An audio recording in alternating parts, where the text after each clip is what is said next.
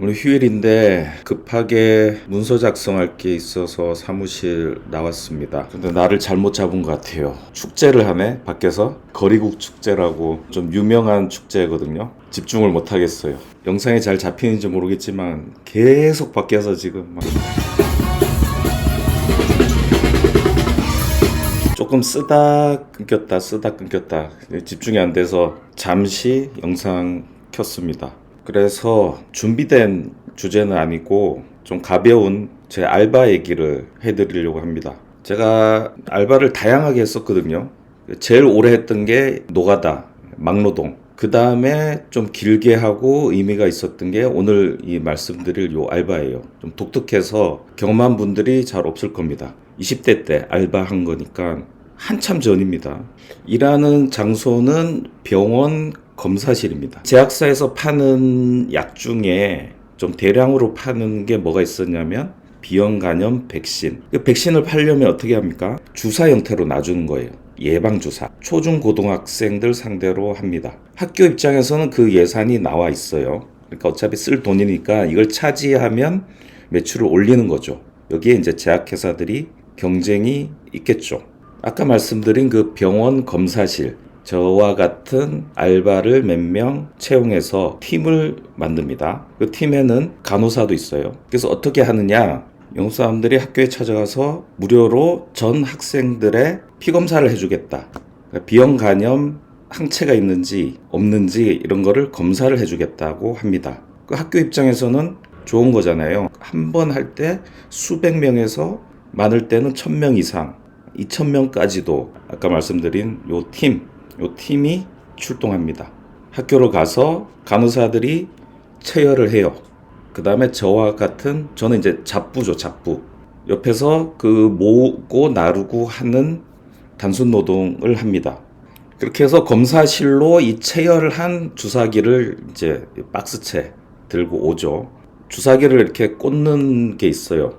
거기다 이렇게 몇 개씩 꽂아서 이렇게 둡니다. 이 꽂아두면 혈청과 혈구가 분리되죠. 시간이 지나면.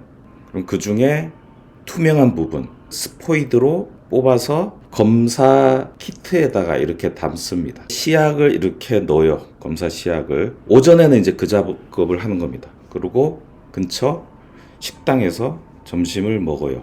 자, 먹고 돌아가면 시약에 반응을 합니다. 그러면 항원이 있는 경우, 항체가 있는 경우, 둘 다 없는 경우, 이게 구별이 됩니다. 그러면 저희 같은 알바생이 종이에다가 일일이 이 번호를 써요. 주사기 번호를. 그 주사기 번호가 이제 학생 번호가 되는 거예요. 그걸 분류해서 다 씁니다. 손으로 일일이. 이게 시간이 엄청 걸리죠. 예를 들어 1000개를 한다고 해보세요. 이 결과지는 이제 학교에 보내는데 이게 뭐 하려고 한 거죠? 백신 팔려고 한 거죠. 그러니까 항체 있는 학생들은 그대로 학생한테 통보하면 돼요. 아, 항체가 있다. 다행이다. 그 다음에 적은 비율이지만 항원, 보균자입니다. 이것도 통보를 해요. 알고 있어야 관리가 되는 거예요. 다른 질병으로 이어질 수가 있기 때문에 알고 적절한 관리를 해야 되죠. 그런데 항원이 있다는 건 굉장히 예민하고 중요한 일이죠.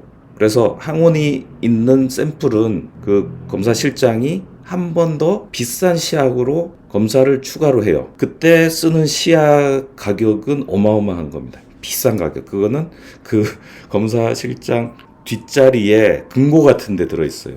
거기서 딱 해서 이렇게 꺼내갖고 한 방울을 탁 뿌리는 거예요.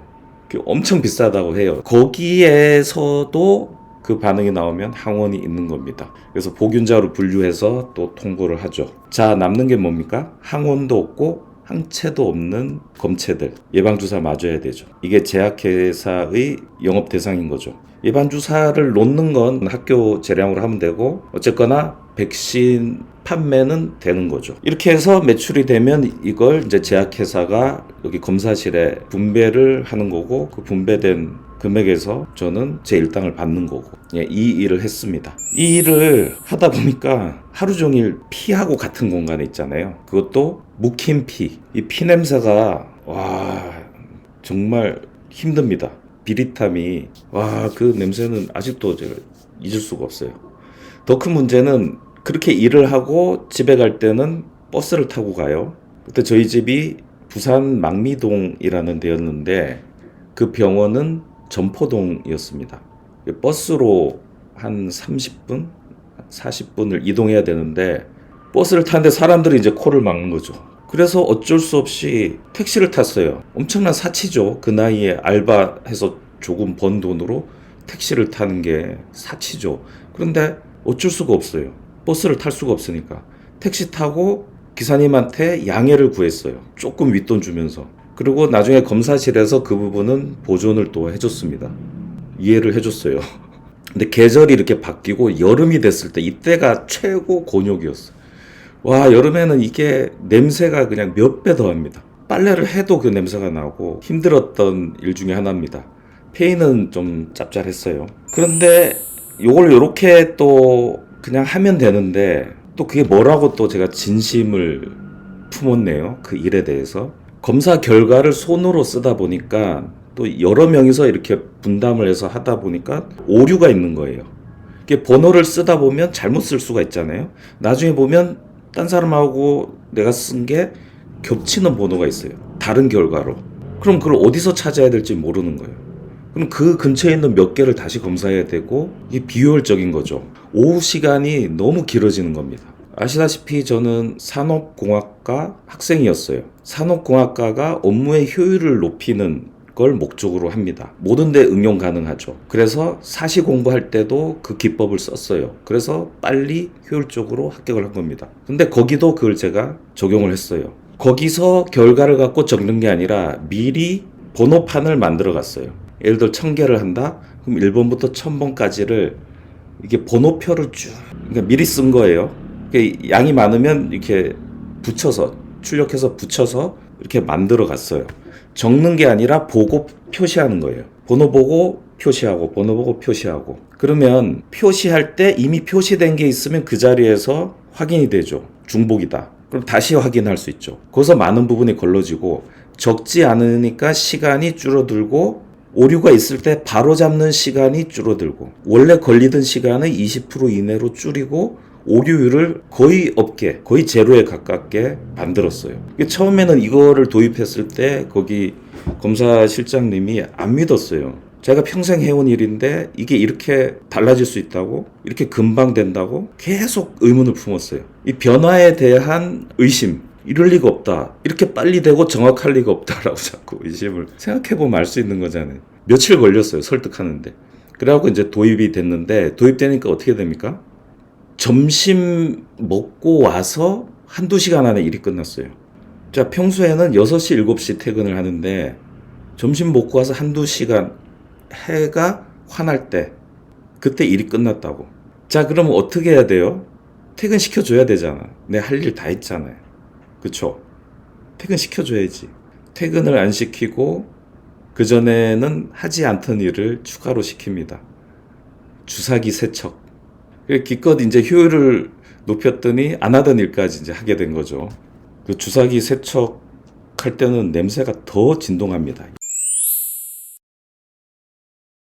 돈을 벌어서 그 당시에는 되게 힘들었던 해외 연수를 간 거예요. 그 같이 일하던 친구가 있었어요. 어디에 이제 홍보물을 가져와서 보여주더라고요. 필리핀에 다녀오는 굉장히 저렴한 패키지가 있었어요. 지금은 별거 아닌데 그 당시에는 굉장히 획기적이었습니다. 그게 나중에 다른 영상에서 설명을 드릴 건데 그 계기로 제가 좌충우돌 필리핀 체류기가 시작이 되는 겁니다. 예, 제가 했던 알바 중에 좀 독특한 경험 말씀을 나눠봤습니다. 혹시나 같은 일을 하셨던 분 계시면 댓글로 남겨주시면 반가울 것 같아요. 저는 일을 하겠습니다. 찍으세요.